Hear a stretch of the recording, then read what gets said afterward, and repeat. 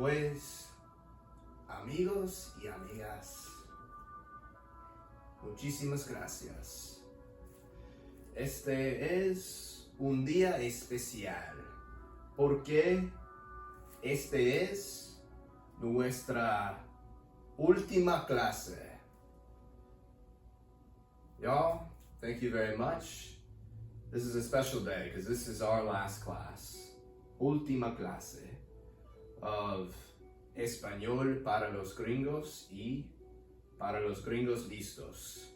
So, with this last class, I want to talk about Español roto, broken Spanish. And I want to talk about, just one last encouragement, maybe a few suggestions of things you might try. So in seminary, I get a real blessing. I have a lot of brothers, and I really do see it as a family. Everywhere we go, everywhere I've gone, God gives me family. There's so many beautiful people in this world, and He has always provided. And so on this trip, we have each other, we have our community, our little mission family, if you will. But even in seminary, so in that, I have many brothers in seminary who English is not their first language, but we speak primarily English at the seminary. So whenever I speak English with them, and there's heavy stuff that we talk about, sometimes their parents pass away and they want to talk about that, but I don't speak Vietnamese or whatever language they might speak. And yet in that, I find that while they want to communicate with me, and so I want to communicate with them, there's a real desire. There's a desire to love. There's a desire to be there for the other. And so when my friend is, he was, I won't share that. That's his personal thing. But I find there are ways in conversation that they have a limited amount of English, but the way that they're able to be creative with it helps me to understand them. And also just thinking about it from this perspective. So I, as the native English speaker, I so want to hear my brothers talk because I care about them. We're going and doing a beautiful thing. We're going on mission to go help them, just to be with them, to love them. And I think we'll be surprised at how much they'll love us. And part of love is wanting to know the other, of union with the beloved and understanding the other. And so in the same way of I receive my brothers who are non-native English speakers in the way they speak, I think we'll be received as well. I think you'll experience that. And so even if my friend is like, oh, this morning I eat the lunch, and I'm like, oh, you ate breakfast this morning? He'll go, yes, I eat the breakfast this morning. And I'm like, okay, you go in, what do you want to do for dinner tonight? Tonight, dinner will be the shrimps. I will eat the shrimps. And you're like, okay, you want to eat shrimp for dinner? He says, yes. And so there's some manner of like broken English to that, but it's totally communication. I understood him, he understood me.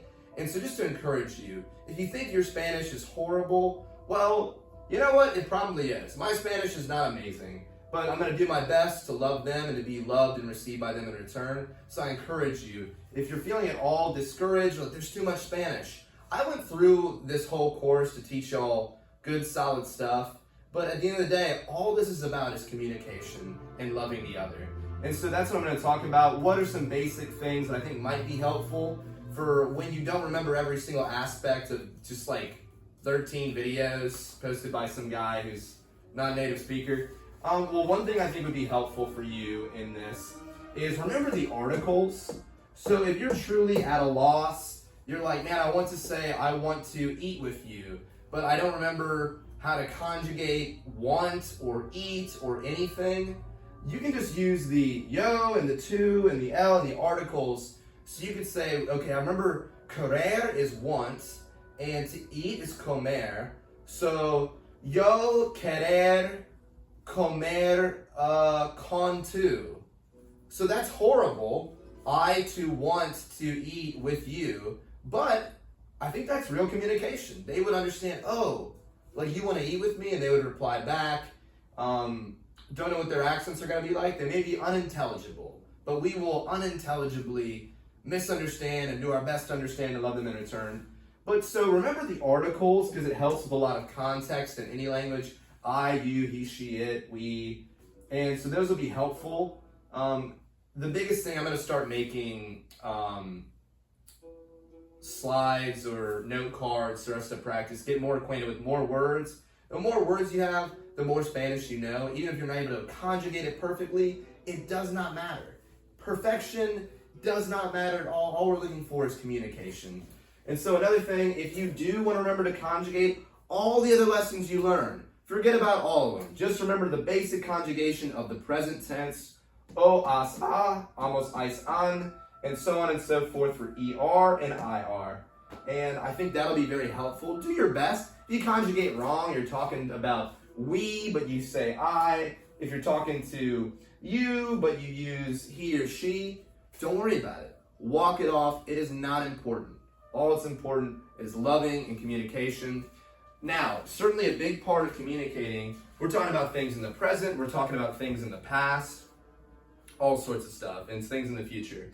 So if you don't remember, if you didn't get to the parts of my lessons where it was, oh, this is how you talk about the future, this is how you conjugate a verb for talking about the past or whatever. One thing you can do that's totally intelligible, it's horrible, but it is communication, is in el futuro, yo como arroz. In the future, I eat rice. I eat the rice.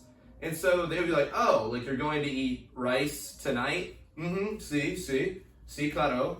Oh, what about what you eat yesterday? En el pasado, yo comemos. That's horrible because I use yo and comemos, but doesn't matter. I and I guess we, or nosotros comemos, we eat.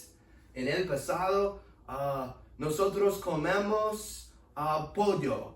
Oh, you ate chicken yesterday. Okay, very good. So you can use en el futuro, en el pasado. Same thing, morning and night. This morning, someone's like, how are you? Estoy feliz. Porque I am happy because esta mañana yo hablo con Jesús.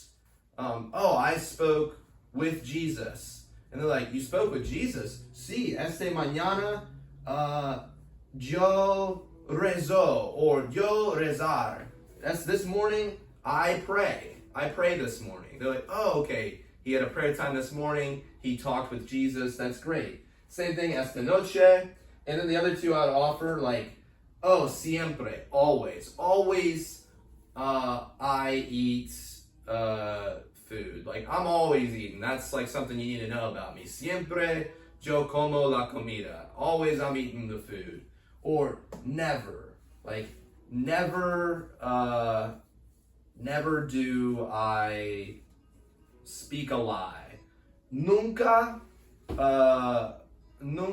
hablo una mentira. Never do I say a lie. I don't lie. So stuff like that. Siempre yo rezo. Always I pray. I pray all the time. I pray always. So these are helpful for, like, if you don't remember how to conjugate in the past or in the future, just use something like this. Just know the present.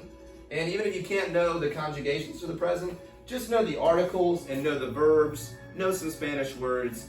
Do your best. And you guys, I think God is really going to work through you and through our trip. I think it's going to be beautiful. And that's why I wanted to offer these Spanish lessons. If you want to practice, just let me know. I would love to. And then the last thing is I'm just going to make note cards for a lot of words, most common words that come up all the time. And I hope that's helpful. So you guys, this has been a real honor, a real joy. I hope these have been instructive. I hope they've been helpful. I do it out of a lot of love for you guys. So God bless you. Thank you so much. And adios.